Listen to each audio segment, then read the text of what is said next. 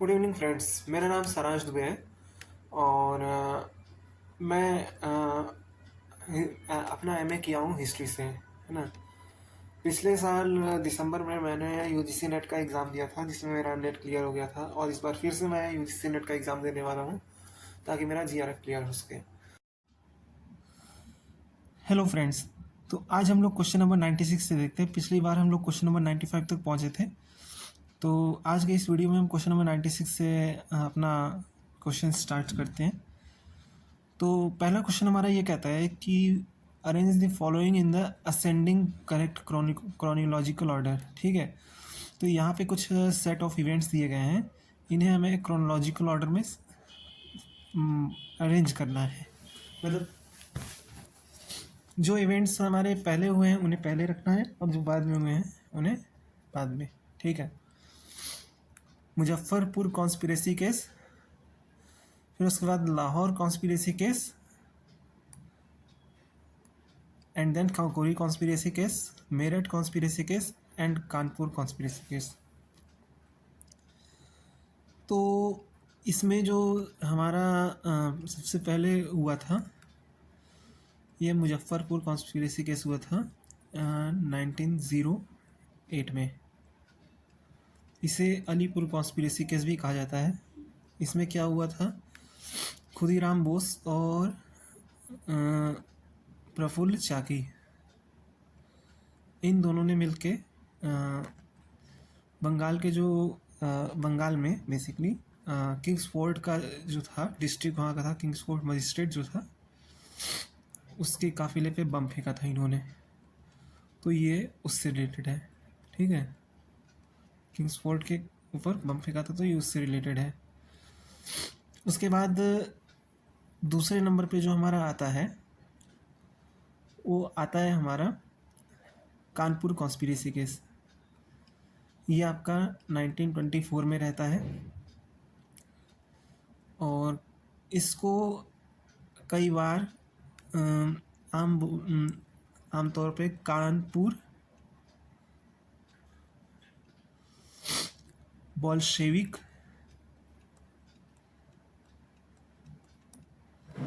Conspiracy case भी कहा जाता है। ठीक है, कानपुर बोल्शेविक कॉन्स्पिरेसी केस। इसकी खासियत ये है कि ये जो कॉन्स्पिरेसी केस हुआ था, इस पे हमें इससे जो जुड़े हुए हमें लीडर्स देखने को मिलते हैं, श्रीपद अमृत डांगे, इसके अलावा एम.एन. रॉय,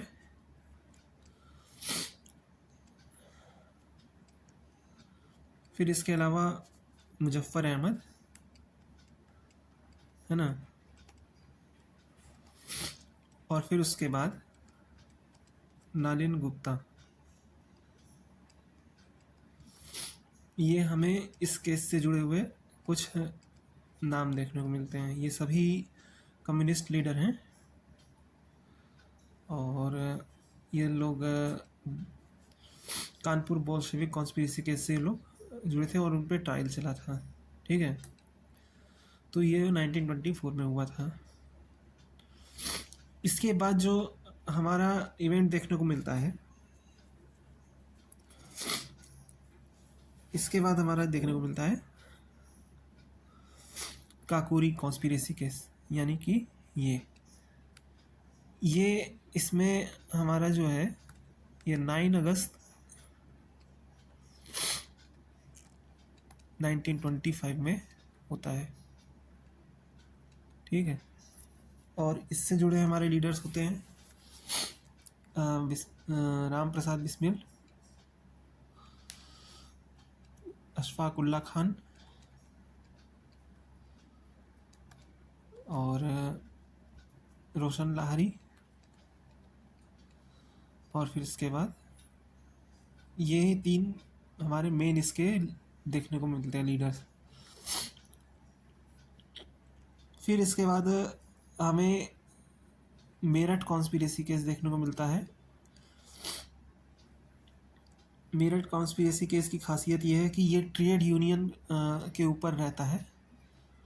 ये ट्रेड यूनियन जो लीडर्स रहते हैं उन पे ये केस ट्रायल चला जाता है और इसमें 9 ट्रेड यूनियनिस्ट को गिरफ्तार किया जाता है। इसके अलावा 3 इंग्लिशमैन को भी गिरफ्तार किया जाता है जो कि इस केस से जुड़े रहते हैं, ठीक है। और सबसे आखिर में होता है लाहौर कॉन्स्पिरेसी केस। ये आपका होता है ये भी 1929 में होता है, लेकिन ये आपका बेसिकली इसमें भगत सिंह सैंडर्स की हत्या, भगत सिंह, सुखदेव, राजगुरु ये सब जुड़े रहते हैं। तो इसके बारे में एक और फैक्ट बता दूँ, लाहौर कॉन्स्पिरेसी केस हमारे इंडियन हिस्ट्री में लाहौर कॉन्स्पिरेसी इस 2 केस होते हैं, है ना। एक बार मैं इसको अच्छे से साफ कर लेता हूँ, इसके बाद इसको अच्छे से बताता हूँ। तो लाहौर कॉन्स्पिरेसी केस हमारे 2 देखने को मिलते हैं। पहला है गदर पार्टी के रेफरेंस में, और ये आपका होता है 1915 में, और दूसरा आपका 1929-30 में भगत सिंह से रिलेशन में, ठीक है, 1929-30। तो अब कई बार इसमें मेंशन तो नहीं है, इसको फर्स्ट लाहौर कॉन्स्पिरेसी केस कहा जाता है, इसको सेकंड लाहौर कॉन्स्पिरेसी केस कहा जाता है। तो इसमें एज सच कुछ मेंशन नहीं है, इसलिए ये क्वेश्चन काफ़ी ज़्यादा डाउटफुल है, ठीक है। हालांकि इसने इस इवेंट को इसमें माना गया है, तो इसलिए इसका जो सबसे बाद में होगा, इसका जो हमें देखने को मिलता है सबसे पहले जो है वो ए होगा, फिर ई होगा, फिर सी होगा, डी होगा एंड बी होगा, ठीक है। यानी कि ए, ई, सी, डी, बी, ये आपका आंसर इसमें आंसर के फॉर्मेट में हमें देखने को मिलता है। यानी कि इसका आंसर हमारा कौन सा है, ये है, ठीक। चलिए नेक्स्ट क्वेश्चन की तरफ हम देखते हैं।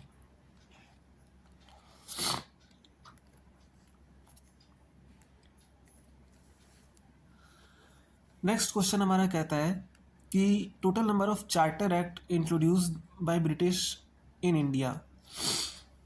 वेल, सही मायने में देखा जाए तो हमारे देश में कुल मिला के 5 चार्टर एक्ट लाए गए थे, है ना। ब्रिटिश ने 5 चार्टर एक्ट लाए थे, लेकिन चूंकि 5 का ऑप्शन नहीं, इसलिए हमें 4 मार्क करना होगा, है ना। वो 5 कौन पहले हम 5 को डिस्कस कर रहे थे, फिर उसमें बताते कि 5वें को हम, लास्ट वाले को हम गिनेंगे, क्यों नहीं गिनेंगे, ठीक है। तो पहला आपका चार्टर एक्ट आया था, charter act of 1733, charter act of 1793, sorry 1739 लिख रहा था मैं, चार्टर एक्ट ऑफ 1793। दूसरा आया था चार्टर एक्ट ऑफ 1813, इसके 20 साल बाद। तीसरा इसके 20 साल बाद आया था चार्टर एक्ट ऑफ 1833, और चौथा आया था 1853, ठीक है। तो ये हमारा देखने को ऐसे मिलता है, चार्टर एक्ट ऑफ 1793, 1813, 1833 और 1853, ये 4 हमारे चार्टर एक्ट देखने को मिलते हैं। तो इसलिए इसका 4। अब 5वां जो है उसको इसलिए नहीं गिना जाता क्योंकि कुछ लोग कहते हैं कि उसका नाम चार्टर एक्ट ऑफ 1773 को भी वो लोग मानते हैं, है ना। बट एक्चुअली में चार्टर एक्ट नहीं था, ये रेगुलेटिंग एक्ट था, ठीक है। वारेन हेस्टिंग के समय आपको पता होगा कि इसे लाया गया था, रेगुलेटिंग एक्ट था। इसे रेगुलेटिंग एक्ट ऑफ 1773 कहा जाता है। इसके 20 साल बाद ये आया था। तो ये है पूरा। तो देखा जाए तो 5 मैंने आपको बताया है चार्टर ऑफ 1773, लेकिन इसे रेगुलेटिंग एक्ट के नाम से ज़्यादा फेमस है, तो इसलिए इसे इस नाम ये कहा जाता है, ना कि चार्टर एक्ट। ठीक है, तो इसका आंसर यहाँ पे हमारा हो जाएगा 4। ठीक, 4 मार्क कर लेता हूँ मैं इसका। ओके, तो अगले क्वेश्चन की तरफ हम बढ़ते हैं। ओके,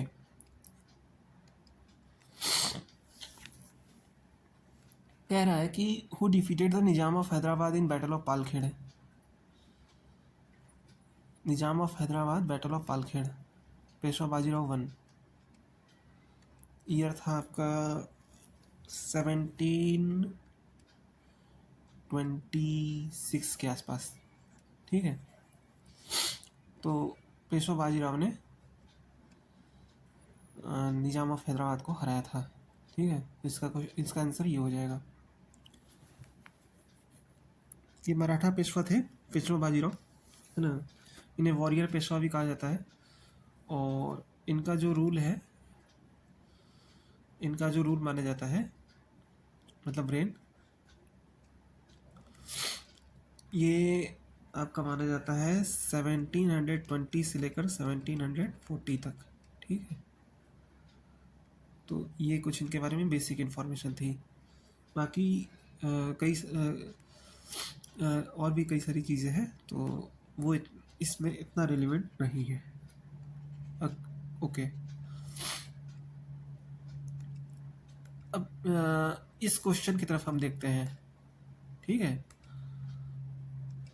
ये क्वेश्चन कहता है given below there are two statements, one level as assertion and other is reasoning. तो एजर्शन एंड रीजनिंग का क्वेश्चन है। तो एजर्शन कहता है कि land grants were given only to Brahmins, और इसका रीज़न बता रहा है कि such grants are not based on caste, even barbers were given during the Vijayanagar kingdom rule. ठीक है, तो इसका जो आंसर है ए है। दोनों स्टेटमेंट सही है, और दोनों स्टेटमेंट जो कि सही है, तो इसलिए इसका रीजनिंग भी ये सही है। ठीक है, तो इसका आंसर ए हो जाता है। बाकी आपको लगे कि मैंने कोई गलत चीज़ें बताई है, तो आप लोग कमेंट सेक्शन में अपने क्वेश्चंस पूछ सकते हैं। ठीक है, ऐसा कुछ नहीं है। ओके, अब नेक्स्ट क्वेश्चन की तरफ हम बढ़ते हैं। नेक्स्ट क्वेश्चन कहता है कि सोहगौरा कॉपर प्लेट इंस्क्रिप्शन किसके बारे में हमें बताता है। ठीक है, सोहगौरा कॉपर प्लेट इंस्क्रिप्शन जो है, ये बेसिकली आपका मॉडर्न डे गोरखपुर डिस्ट्रिक्ट में है। गोरखपुर डिस्ट्रिक्ट से इसको मिला है। ठीक है, और ये जो कॉपर प्लेट इंस्क्रिप्शन है, ये चंद्रगुप्त मौर्य से रिलेटेड है। ठीक है, जो फर्स्ट एम्परर था मौर्य डायनेस्टी का, और उसका फाउंडर था चंद्रगुप्त मौर्य से रिलेटेड है। राइट, इसमें उसका नाम मेंशन है। तो और ये अपने कॉपर प्लेट इंस्क्रिप्शन का ये पहला काइंड है। ठीक है, इंडिया में ये जो सोहगौरा में कॉपर प्लेट इंस्क्रिप्शन मिला है, ये फर्स्ट ऑफ इट्स काइंड है। ठीक है, तो ये कुछ इसके बारे में बेसिक इंफॉर्मेशन थी। तो अब ये कह रहा है कि उसमें मेंशन क्या क्या है, इसमें क्या क्या चीज़ें, किसके बारे में हमें रिकॉर्ड्स देखने को मिलते हैं। तो दो स्कॉलर्स ने इस कॉपर प्लेट इंस्क्रिप्शन को डेसिफर किया है, और उसमें मथुरा, चान्हू, बनवासी जंक्शन और कॉपर, ये जो हॉर्न है, क्या नाम है इसका, छिप गया क्या, कॉपर हॉर्न, ये सब देखने को मिला। इसका कोई मेंशन हमें देखने को नहीं मिलता है। ठीक है, तो ए बी सी और ई इसका आंसर हो जाएगा हमारा, है ना। ए बी सी और ई, यानी कि ऑप्शन नंबर 2 हमारा आंसर हो जाता है। Okay, let's move towards the next question. Okay,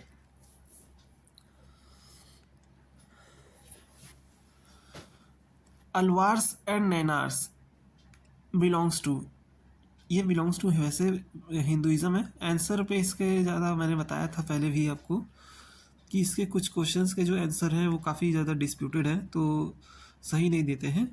तो यहाँ पे जो है मतलब देखिए अलवार्स, ओके ओके, मैंने पूरा ऑप्शन नहीं देखा फिर, तो इसके लिए आई एम सॉरी। तो हमें बता रहा है, पूछ रहा है कि अलवार्स और नैनार्स किससे इनका रिलेशन हमें देखने को मिलता है, ठीक है। तो ऑब्वियसली इनका रिलेशन हिंदुइज्म से तो होगा ही। नैनार्स जो होते हैं वो वैष्णवाइट्स होते हैं, अलवार्स हमारे शैविज्म होते हैं। और चूंकि हिंदुइज्म से इनका रिलेशन ही है तो वैदिक धर्म से भी इनका रिलेशन होगा ही है। तो इसलिए ये ए बी सी और डी इसका आंसर हमें देखने को मिलता है, ठीक है। ए बी सी और डी, ठीक है। जैनिज्म से, क्योंकि जैनिज्म एक हेटेरोडॉक्स सेक्ट है और नास्तिक है, तो उसका उससे कोई हमें रिलेशन देखने को नहीं मिलता है, तो इसका आंसर हमारा बी हो जाता है, ठीक। ओके,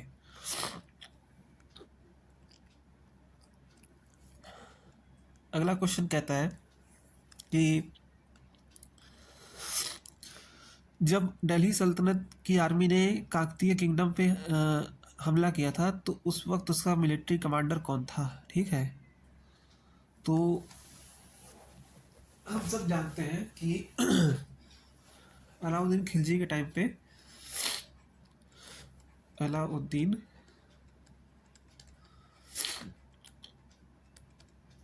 खिलजी के टाइम पे मलिक काफूर को साउथ पे हमला करने को भेजा गया था, ठीक है।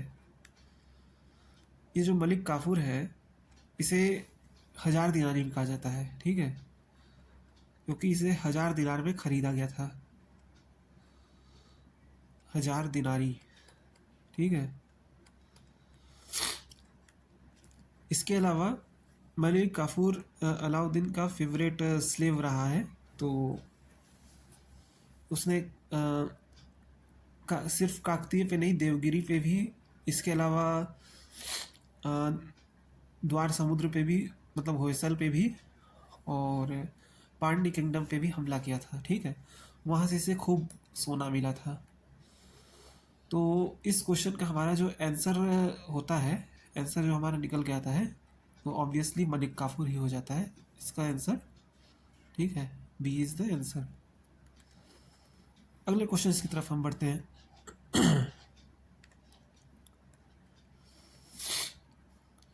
ओके,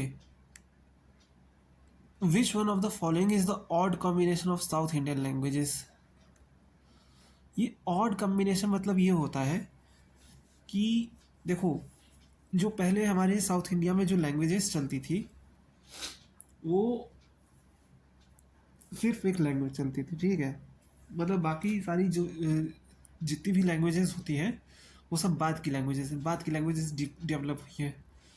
जो एशियन टाइम पे चल रही थी तो वो उसे प्रॉपर साउथ इंडिया की लैंग्वेज माना गया है। तो इसमें से ऑड कम्बिनेशन क्या है, ये है, ये है, ये है, ये है, क्योंकि तमिल जो लैंग्वेज है आप लोगों ने पढ़ा होगा संगम लिटरेचर में, तो संगम लिटरेचर की जो जितने भी बुक्स थी या जितने भी लिटरेचर थे वो सब इसी लैंग्वेज में आपके हमें देखने को मिलते हैं, और वो 3rd सेंचुरी BC से लेकर 3rd सेंचुरी AD तक हमें देखने को मिलती है। तो बाकी सब तो बाद में डेवलप हुए हैं, बट तमिल लैंग्वेज पहले से चली आ रही थी, ठीक है। तो इसका हमारा आंसर हो जाएगा ACDE, ठीक है। ACD और E,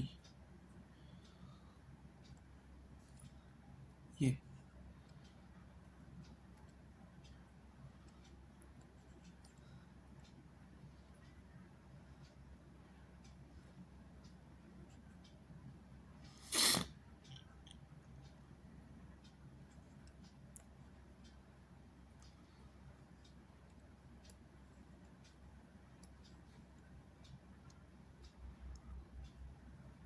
कुछ गड़बड़ हो गया क्या?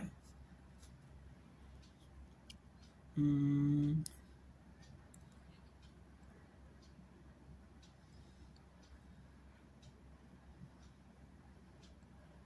नहीं सही है।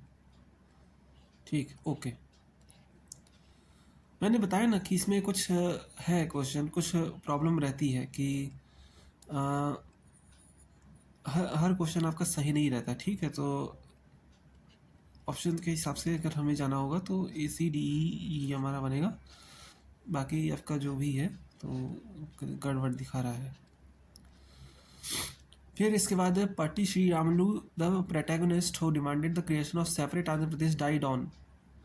ये हाईली फैक्चुअल क्वेश्चन है। इसका आंसर होगा 19 सितंबर 1952। ठीक है, तो इसका आंसर ये हमें देखने को मिलता है। उसके अलावा इस वीडियो का लास्ट क्वेश्चन है हमारा, Pali language which was once limited in certain areas of India during the Buddhist period became more popular। ठीक है, सही है। मोर बुद्धि because Buddhist Pali for his work Pali dharma, बिल्कुल सही है। इसका यही आंसर है। सॉरी। तो इसका जो आंसर ए है, क्योंकि ये दोनों रीज़न जो है इसका एसर्शन का क्लियर एक्सप्लेनेशन करता है। ठीक है, तो अभी के लिए हम इतने ही क्वेश्चन पे रहते हैं। नेक्स्ट वीडियो में हम आगे के क्वेश्चंस डिस्कस करेंगे। ठीक है, तो thank you guys everyone, good bye.